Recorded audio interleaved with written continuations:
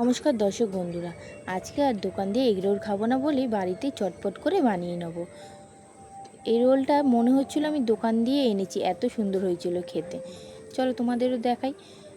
এদিকে আমি ময়দা নিয়ে নিয়েছি, ময়দার মধ্যে দিয়ে দেবো নুন। নুনটা ভালো করে মিশিয়ে নিয়ে দিয়ে দেবো তেল।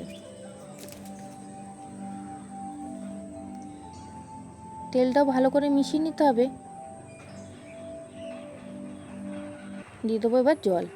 জলটা মিডিয়াম দিতে হবে, নইলে জলটা বেশি পড়ে গেলে ডোটা বেশি নরম হয়ে যাবে। এদিকে মেখে দেখাচ্ছি আপনাদের। এদিকে আমার মাখা হয়ে গেছে, কেটে নেবো দুটো লেচি। যেহেতু আমি দুটো রোল করব বলে দুখানা লেচি কেটে নিচ্ছি।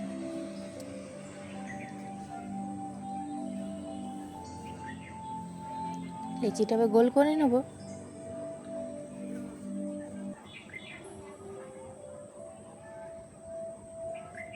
এবার আমি বেলে নেব। একটু অল্প ময়দা দিয়ে আমি বেলছি।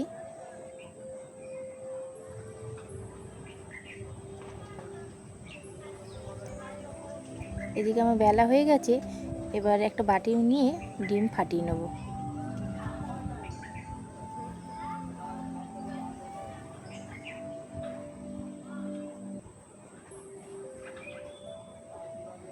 ডিমটা আমার ফাটানো হয়ে গেছে। ডিমটা এক সাইডে রেখে আমি একদিকে কড়া বসিয়ে দিয়েছি। দিয়ে দেবো এবার রুটিটা।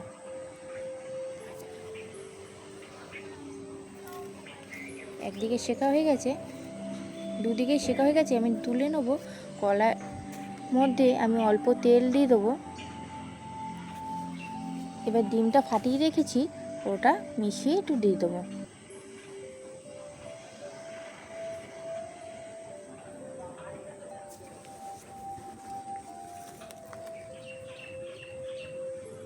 ওপর দিয়ে দিয়ে দেবো রুটিটা, যেটা সেঁকে রেখেছি সেটা। রুটির ওপরে দিয়ে দেবো অল্প তেল।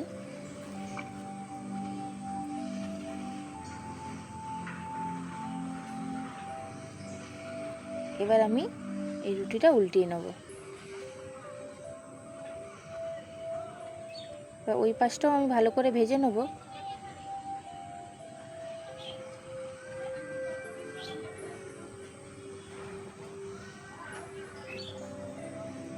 এবার হয়ে গেছে, আমি এটা তুলে নেব। এইভাবে একটা রোল আরবার বানিয়ে নেব।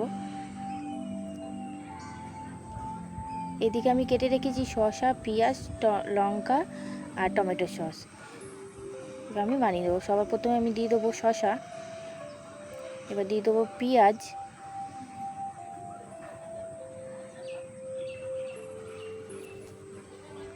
এবার দিয়ে দিলাম কাঁচা লঙ্কা। দিয়ে দেবো অল্প নুন। দিয়ে দেবো এবার টমেটো সস।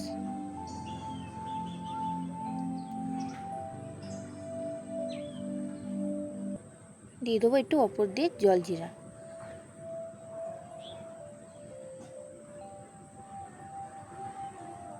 এবার রোলটা আমি মুড়িয়ে নেব। একটা কাগজ দিয়ে ভালোভাবে মুড়িয়ে নিতে হবে। এইভাবে আমি আর একটা রোল মুড়িয়ে নেব।